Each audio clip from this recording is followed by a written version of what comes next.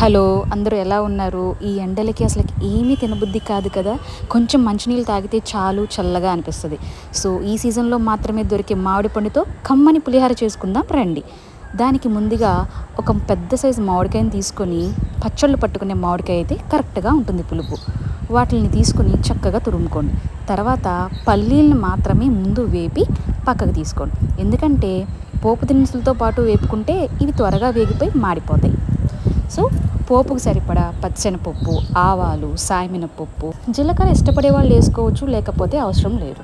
పోపు దినుసులు దోరగా వేయించుకున్నాక మాత్రమే మామిడికాయ తురుముకున్నది, అట్ ది సేమ్ టైం పచ్చిమిర్చి, ఎండుమిర్చి మధ్యలో ఘాటు పెట్టుకుంటే అప్పుడు ఆ పులుపు, ఉప్పు, ఘాటుదనం, పులుపుదనం అంతా ఆ పచ్చిమిర్చి వాటిల్లో కూడా వెళ్ళి తినగలం. సో ఇలాగ మామిడికాయ మొత్తం మగ్గిపోయాక సరిపడా ఉప్పు అండ్ పసుపు, అసలైంది మనకి పులిహార అంటే కలర్ఫుల్గా ఉండాలి కాబట్టి తగినంత పసుపు వేసుకుని ఒక 5 minutes పచ్చివాసన పోయే వరకు, ఆ పసుపు వాసన పోయే వరకు కొంచెం సేపు మగ్గనివ్వాలి మూత పెట్టుకొని. అంతే. ఈ కమ్మని పులుసు తీసుకొని వేడి వేడి అన్నంలో, లేకపోతే అన్నం ఆరబెట్టుకున్న దాంట్లో అయినా కలుపుకోవచ్చు.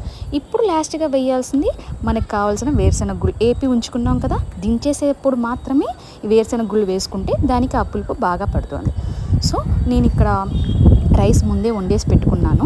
కొంతమంది రైస్లోనే ఉప్పు, పసుపు వేసి ఉడికించుకుంటారు, అలా అయినా చేయొచ్చు. లేదా పులుసులో మాత్రమే వేసుకొని కూడా కలుపుకోవచ్చు. ఇలా కొంచెం కొంచెంగా గరిటెతో వేసుకుంటూ కలుపుకుంటే బాగుంటుంది అండ్ త్వరగా కలుస్తుంది.